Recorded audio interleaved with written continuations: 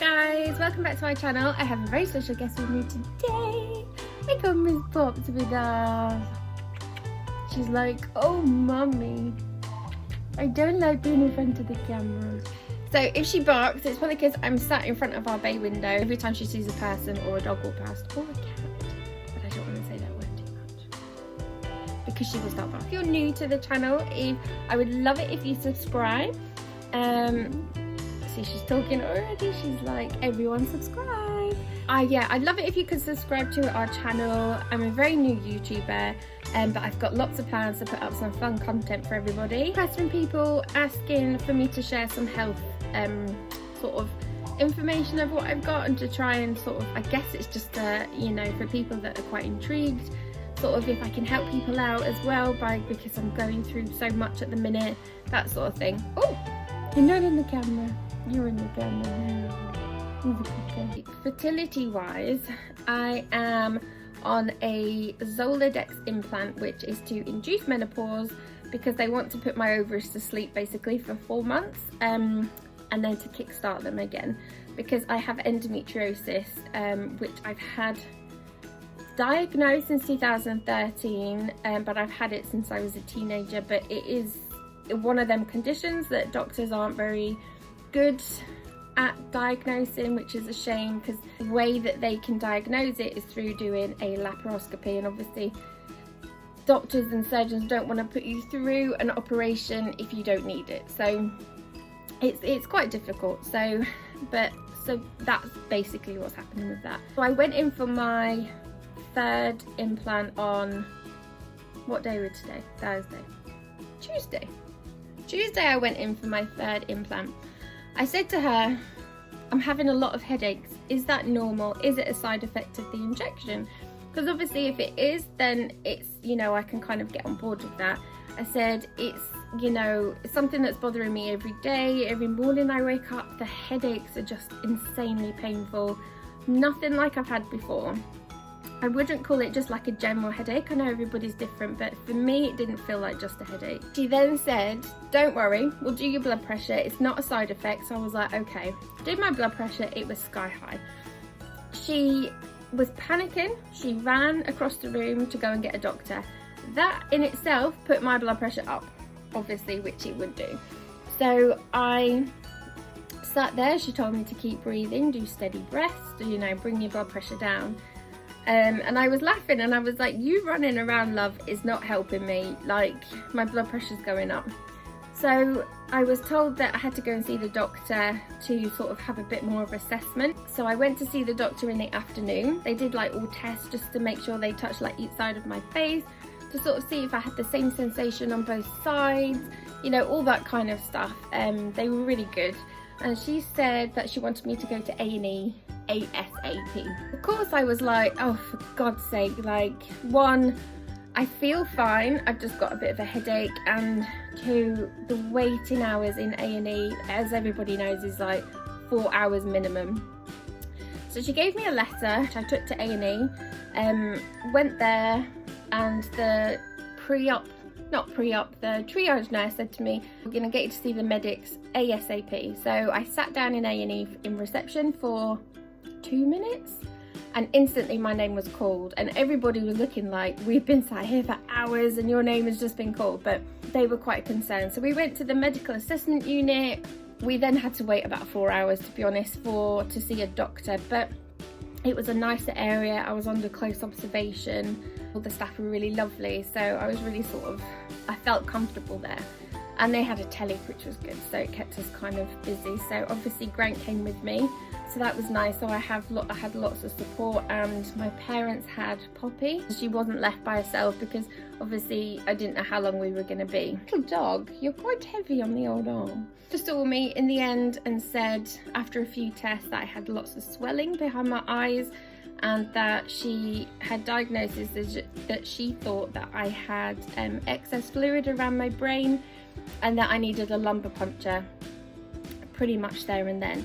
But she said, because it's a night on it, like it was quite late at night, I think it was about 11:30, she said it's not safe to do a lumbar puncture there because there's not as many people around. So what I'll do is I'll book you in for tomorrow. I had a head CT and that all came back fine, which was great. About 7:30 the next morning that I then got a call from the same doctor saying that my results were clear from the scan, which was really good. To have an eye test, so they were going to put like a dilation eye drop in.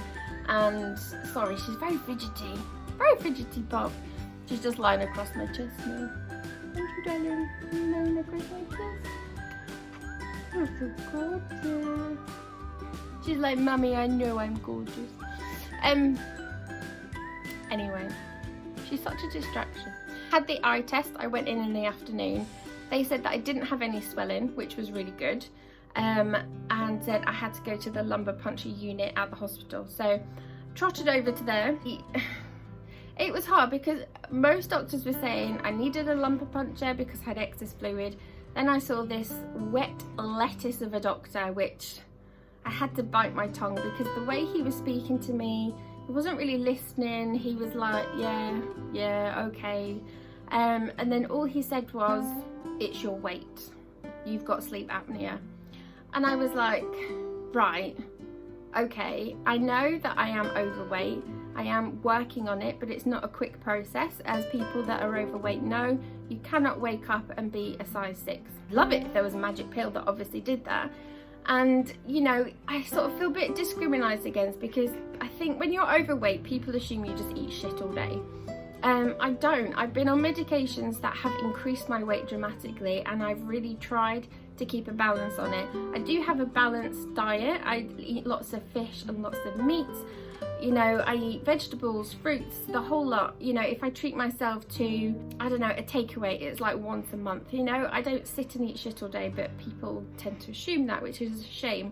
So he said the reason that I'm having headaches is because I've got sleep apnea and that I'm waking up choking, and therefore giving myself a headache.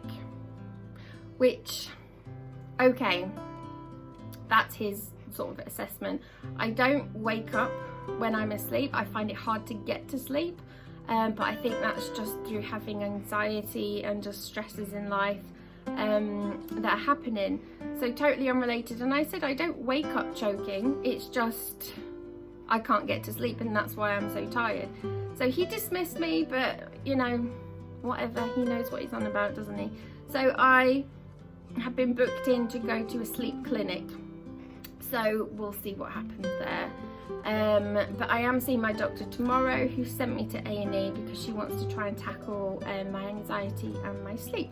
So that's really good, at least that's getting sorted as well. So yeah, that's it really. It's been a bit of a whirlwind. I've had lots of tests, podded and probed, blood taken, all the rest of it. It's been quite a traumatic ordeal, but I've had really good support obviously from my husband and my parents. My stepmom Linda, she came with me to the hospital yesterday because Grant was working, so I've had lots of support and I'm so grateful for that. It's been a bit of a shitter over a couple of last days, so I'm very tired. I've tried to put some makeup on today to look semi-normal, because this morning, trust me, I look like death warmed up. Had the landlord round because we've got mould in our bedroom, because our landlords are shit basically. They're not very good, they don't really listen, they don't do too much. Every time we sort of complain about something, they just come up with an excuse. So anyway, so she's just come to see that, and obviously to sign our new contract for the next year. She's gone, but I wanted to look half presentable really. So I don't think you ever clean your house as much as when you know your landlord's coming round. I'm sure I'm not the only one that does that. So yeah, so that's it really. So now all I'm going to do is I'm going to make a cup of tea and I'm going to do some coursework, because I am currently studying a mental health and social care course. So for anyone that doesn't know, I work in mental health and I work on an acute inpatient ward. I absolutely love it. I'm not working at the minute due to a back injury, so I'm keeping my mind active, and I'm, you know, obviously exploring the field of mental health more and progressing my knowledge and things like that. So I'm really enjoying it, and it's keeping my brain active. Being not at work, it's so hard to, you know, your brain just goes to mush because I'm not using it. So doing this course is absolutely brilliant. So I'm really enjoying that. And Poppy, of course. Poppy helps. I think dogs are so therapeutic as well, but I am going to sign her up to be a pat dog because I think she'd be absolutely amazing. So yes, I'm just going to do that. Grant will get home later. I think we need to go and do some food shopping because our cupboards are bare. So a lot of people have asked me to do like sort of a day in the life type of thing. Itch, sorry. People have asked me to do like a day in the life, kind of, you know, obviously owning a dachshund, you know, and how lovable and snuggly they are, and things like that. Thank you so much for watching. If you get to the end of this video and you're not bored by me talking into a camera, please write in the comments Poppy. That is this gorgeous girl's name. If you write Poppy in the comment, and if you haven't subscribed already, please subscribe, and I would love you to be a part of our Hubbard adventure.